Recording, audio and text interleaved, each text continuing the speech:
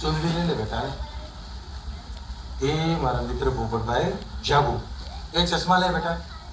ચશ્મા નંબર છે ને પોપટભાઈ.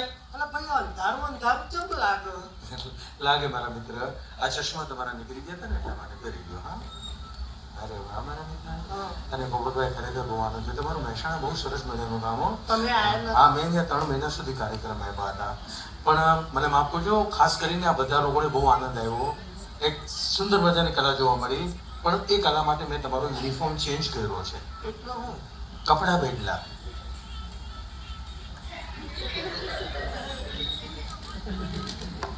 અલા ભાઈ આ ગાભરો ચોથી આવી ગયો.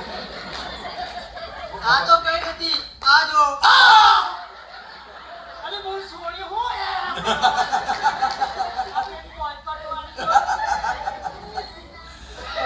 એવું નહીં આ તમે આ છે ને તમે બીજું કોઈ વિચાર ન કરતા. પણ ભલામણ આ બાયડી છો બનાવી કાઢી. તમે નારી નથી, તમે નર છો. પોપટભાઈ પોપટભાઈ છો. ઓકે આ ખાલી કપડા ચેન્જ કર્યા છે મેં. અને હવે કામ કરો. પણ આટલા બધા મોણમાં હું જ પોપટ મળ્યો. આમાં શું હોય કે સજ્જન માણા હોય ને મને એવું લાગે કે કલાકાર છે.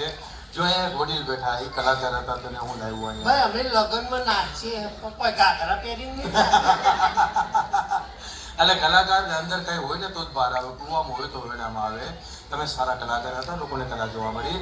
અને બેટા હવે કામ કર, આમને મેકઅપ રૂમમાં લઈ જાઓ. જાઓ મેકઅપ રૂમમાં. એટલે હું કરવાનું? મેકઅપ રૂમ એટલે મારા મિત્ર ડ્રેસિંગ રૂમ. અને ડ્રેસિંગ રૂમમાં કઈ કરવાનું ન હોય, કપડા બદલવાના હોય. એટલે મારું ઓપરેશન કરવાનું યાર. તમારું ઓપરેશન કરવાનું થઈ ગયું, તમે મળી ગયા. અરે ના એ મારા બાપ એવું એટલે ભલામણ આ તો છોકરું બોલો યાર. 4 બાળકોના 4 છોકરાનો બાપ હું યાર. એવું ન કહેવાય બેટા. અરે કઈ વાંધો નહીં. હવે તમે આરામથી ત્યાં જાઓ અને કપડા બદલીને આવો. અને કંઈક ઠંડુ પાજે બેટા. ના ભાઈ અમે ઠંડુ નહીં પીતા. ચા પીશો?